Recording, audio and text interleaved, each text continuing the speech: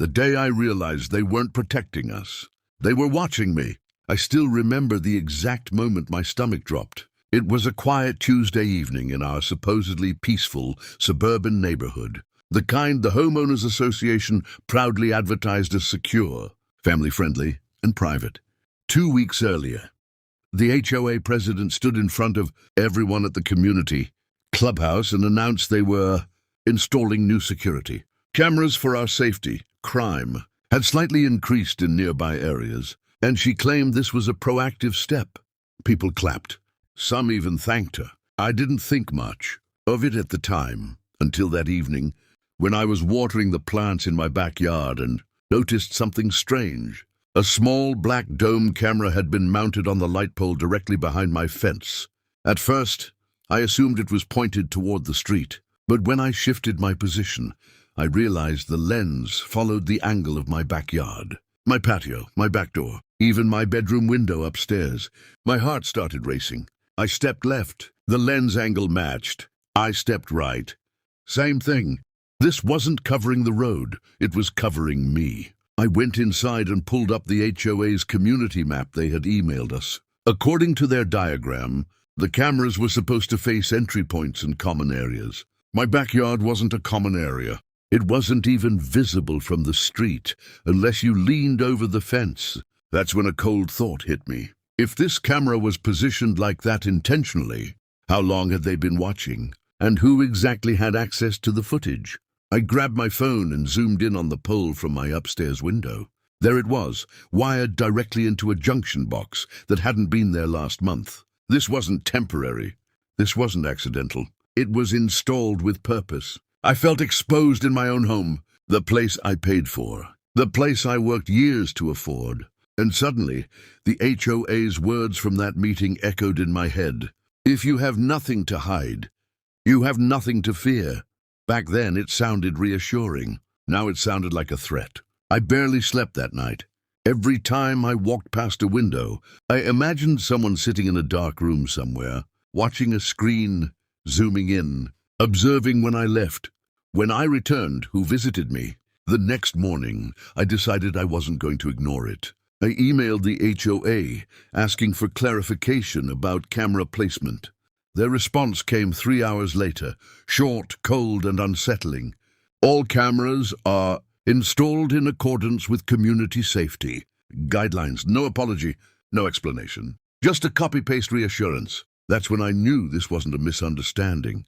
Something wasn't right. And deep down, I had the sickening feeling that if I started digging, I might uncover something much bigger than a badly placed camera.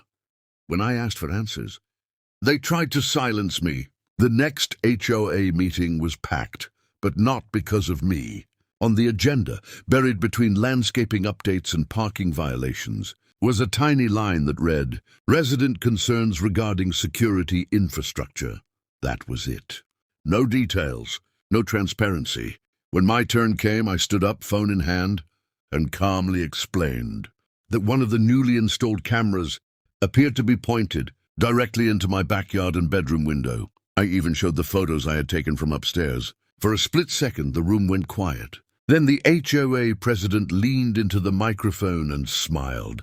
Not a friendly smile, but the kind that feels rehearsed. She said, "Our cameras are positioned only toward common areas. Any perceived misalignment is purely coincidental." Coincidental. I asked if I could see the live feed to confirm the angle. She refused. I asked who had access to the footage. She avoided the question. I asked whether residents had voted specifically on camera placement coordinates. She changed the topic. That's when murmurs started spreading through the room. A few neighbors shifted uncomfortably. One elderly couple whispered to each other.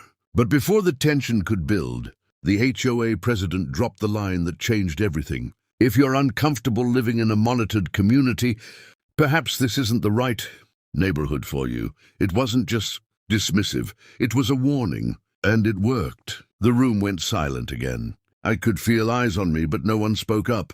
After the meeting, I was approached by one board member near the parking lot. He kept his voice low and said, "You're making this bigger than it needs to be. The cameras are for everyone's protection." I asked him directly, "Are they recording audio?" He froze for half a second, just long enough for me to notice, before saying, "That's not relevant. Not relevant. Recording audio in a private, residential area without consent isn't just relevant, it's illegal in many states." That hesitation told me more than his words did. Later that night, I received an email from the HOA's legal representative stating that spreading misinformation about the security system could be considered defamation against the board. Defamation? I had asked questions. That was it. And now they were threatening legal language. That's when the fear shifted into something else. Determination, because innocent organizations don't react like that. They don't threaten homeowners for asking to see where a camera is pointed. They don't dodge simple transparency requests. They don't try to intimidate someone into silence. I opened my laptop and began researching HOA governance laws, surveillance regulations, and public records access rights. If they wanted to turn this into a legal game, fine, I was ready to play. And what I discovered in the next 48 hours would prove that the camera pointed at my backyard wasn't a mistake. It was the tip of something far more calculated. The documents they never thought anyone would request. What they didn't know about me was simple. I'm patient, and I don't bluff. The morning after that threatening email, I submitted a formal records request to the Homeowners Association under state property governance laws, installation contracts, vendor agreements, camera placement schematics, data storage policies, access logs, every single document related to what they called their community safety initiative. By law, they had to respond within a fixed time frame. And when the deadline came, they sent over a digital folder that looked incomplete. Pages were missing. Entire sections were blacked out. The vendor contract had no signature page. The data storage agreement had a blank field where the server location should have been. That alone was suspicious. But the real crack appeared when I zoomed into the installation blueprint, the diagram they had emailed. Residents showed cameras covering entrances and shared parks. The internal blueprint, the one clearly marked board use only he, showed something different. Specific zoom ranges were mapped. Adjustable pan angles were listed. And next to camera No. 7, the one behind my fence, was a note that made my blood run cold. Angle adjusted per president request. Per president request. That meant it wasn't random. It wasn't a contractor mistake. It was deliberate. I kept digging. The payment invoice revealed something else. The board had approved a $48,000 budget for a full perimeter smart monitoring system, but the visible equipment installed in the neighborhood didn't match that price tag. I cross-checked the vendor online. Their standard package for a community our size cost less than half of what was billed. So where did the rest go? Then I found the data retention clause.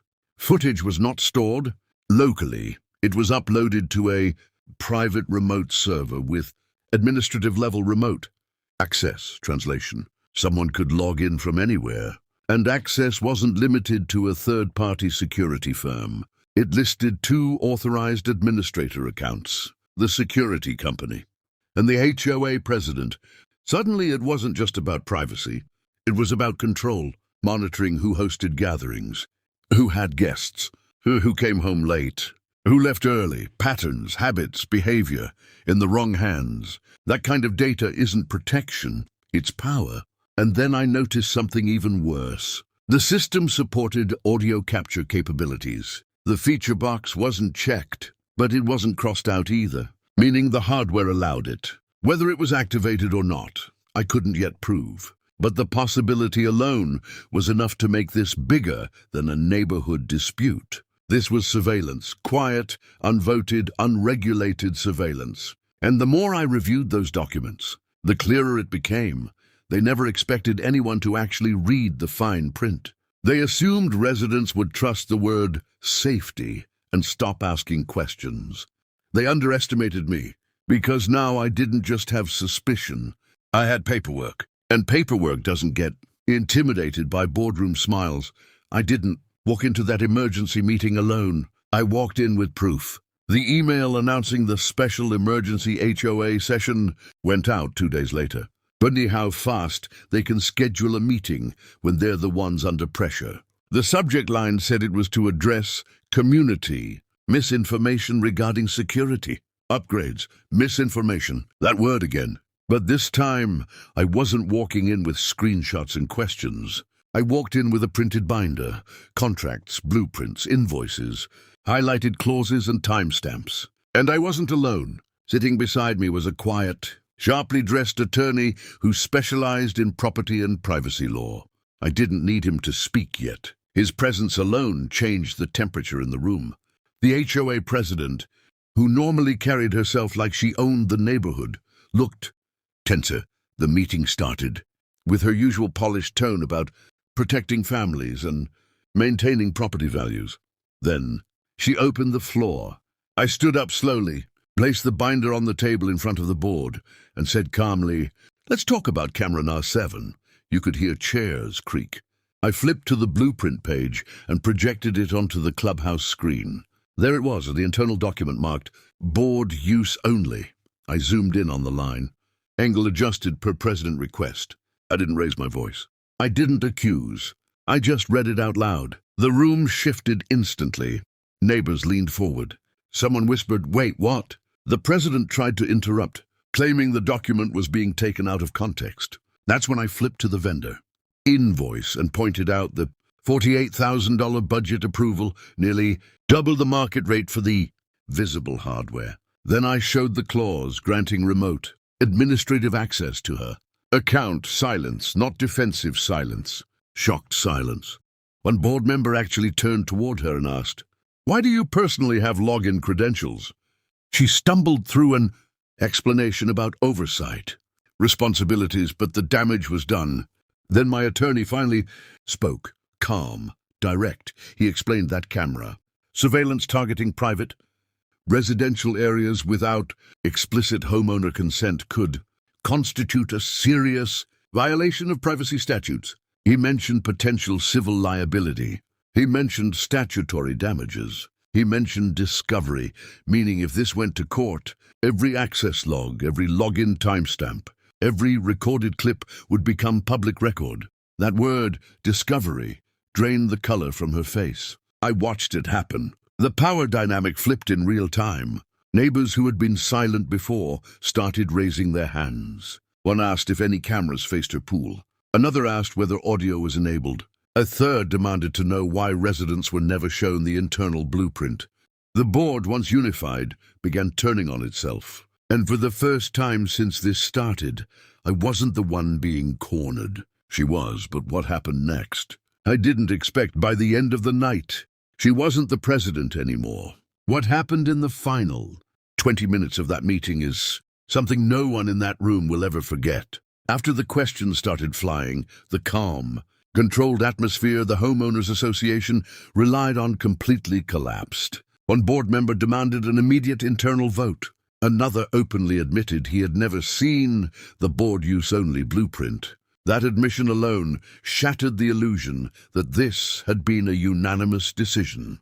The president kept repeating that everything had been done within her authority. But authority without transparency is exactly how abuse begins. Then my attorney asked a single, devastating question. Can you confirm, under statement, that you have never accessed live or recorded footage of any resident's private property? She hesitated, and in legal terms, hesitation is louder than confession. The room erupted. Neighbors who had stayed silent for weeks suddenly found their voices. A father stood up and said he had teenage daughters who used their backyard pool. A retired couple demanded to know whether their patio conversations had been stored on a remote server. Someone else asked if footage had ever been shared outside the board. The president tried to adjourn the meeting, but the governing bylaws required a member vote to end a special session. And this time, the vote didn't go her way. Within minutes, a motion was raised to suspend her pending an independent investigation. It passed, not narrowly, overwhelmingly. You could physically feel the shift of power in that room, like a storm breaking. By the end of the night, She was escorted out of the clubhouse, not in handcuffs, not dramatically, but something worse for someone like her, silently. Without authority, an interim board was appointed. The security system was immediately disabled pending audit. Within weeks, an independent forensic review revealed unauthorized access logs tied directly to her administrator account. Whether she had watched routinely or only occasionally didn't matter anymore. The trust was gone. The cameras were removed. The contract was terminated, and new bylaws were introduced requiring full resident votes for any future surveillance measures. As for me, I didn't win money. I didn't file for headlines. What I gained was something more valuable: control over my own home again. The place that had felt exposed, violated, watched, felt private once more. And the most ironic part? The system that was installed in the name of protection ended up protecting us from the very person who claimed we needed it. If you want next-level virality,